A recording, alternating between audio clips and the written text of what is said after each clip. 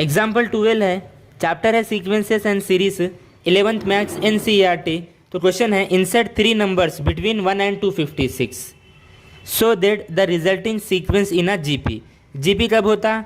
Common ratio same हो, A2/A1 same हो या A3/A2 सेम, यानी कॉमन रेशियो सेम हो। ठीक है, 1 and 256 के इन बिटवीन 3 नंबर्स इंसर्ट करना है। मान के चलो एक G1 है, एक G2 है और एक G3 है। इस बात को ऐसे लिखूँ मैं, let G1 G2 G3 be 3 numbers between 1 and 256। तो 1 सच दैट 1 इसके in between G1 G2 G3 और 256। ठीक है, ठीक है। अब सॉल्व करेंगे। ये फर्स्ट टर्म हुआ A1 बोलो, A बोलो, ये सेकंड टर्म हुआ A2, ये थर्ड टर्म हुआ A3, ये फोर्थ टर्म हुआ A4, ये फिफ्थ टर्म हुआ A5। ठीक है, ठीक है। यहाँ पर ए कितना है बोलो? 1 है, ठीक है ना, 1 first term. N number of terms कितने हैं? 1 2 3 4 5। एन कितना हुआ? 5।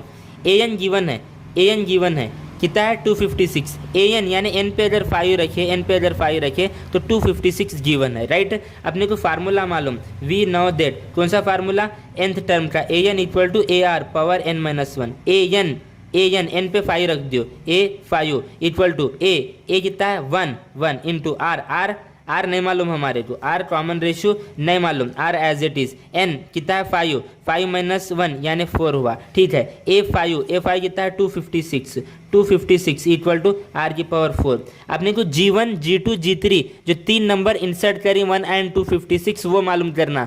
G1 क्या है यहाँ पे? A2, और A2 जैसे मालूम करते AR से मालूम करते हैं। A अपने पास है 1, R नहीं मालूम, R यहाँ से लाना पड़ेगा। अरे बात समझ में आ रही ना? G1 मालूम करना है, G2 मालूम करना है और G3 मालूम करना है हमारे को। G1 A2 है हमारा, A2 जैसे लाते हैं हम AR से लाते, G2 A3 है, A3 जैसे लाते AR स्क्वायर से लाते, G3 A4 है, A4 जैसे लाते AR क्यूब से लाते हम, राइट। A है, R नहीं, R यहाँ से लेंगे हम। ये 256 है, 256 क्या होता मालूम? 4 की पावर 4 होता, 4 की पावर 4 होता इक्वल R की पावर 4। ठीक है, देखो आप 4 इंटू 4 इंटू 4 4 चौक 16 इंटू 4 चौक 16, ये कितना बैठता? 256 बैठता। ठीक है, अब देखो ये पावर कैंसिल होती, पावर सेम है तो पावर कैंसिल हो रही, तो आर की वैल्यू क्या है? प्लस और -4 है। क्यों? इवन पावर अगर कैंसिल कर रहे तो प्लस और माइनस लेते। अब -2 का स्क्वायर है समझो, कितना बैठता? 4। ये 2 का स्क्वायर है, कितना बैठता? 4, राइट ना। इवन पावर है, वो माइनस का स्क्वायर है कि प्लस का स्क्वायर है कि, तो इस हिसाब से इवन पावर अगर कैंसल आउट कर रहे तो आर की वैल्यू प्लस और -4 आ गई। ठीक है, ठीक है। आपने को मालूम क्या करना है? G1 मालूम करना है आपको। G1 कैसे मालूम करते?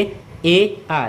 ठीक है, AR ए कितना है यहाँ पर? ए कितना है? 1 इंटू आर कितना आया? मैं अब 4, आर की वैल्यू क्या कर रहा हूँ मैं? +4 ले रहा हूँ। देखो आर की वैल्यू 4 ले रहा हूँ मैं, तो सीधा कितना आ जाए? ये 4 आ जाए। ठीक है, G2 क्या है? AR स्क्वायर, A1 है, R स्क्वायर कितना होता है? 16, तो सीधा कितना हो जाए? 16। G3 क्या है? G3 AR cube. ठीक है, ए कितना है? 1। ठीक है, कितना बढ़ता है ये?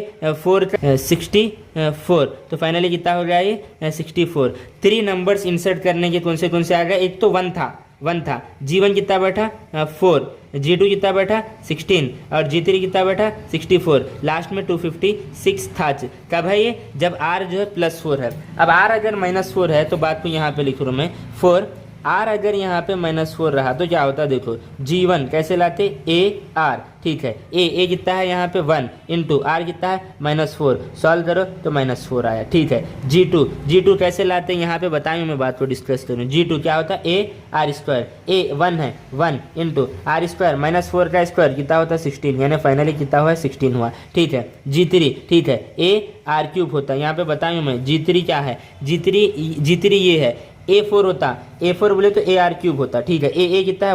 1 इंटू आर क्यूब हो तो आर कितना ले रही? -4 का क्यूब, नेगेटिव की पावर ऑड है तो माइनस आता, कितना बढ़ता है? 64। ठीक है, फाइनली जो है देखो इंसर्टिंग 1, एक 1 है। G1 कितना आया बोलो? -4 आया। G2 कितना आया? 16 आया। G3 कितना है? -64, और लास्ट में कितना है? 256 है।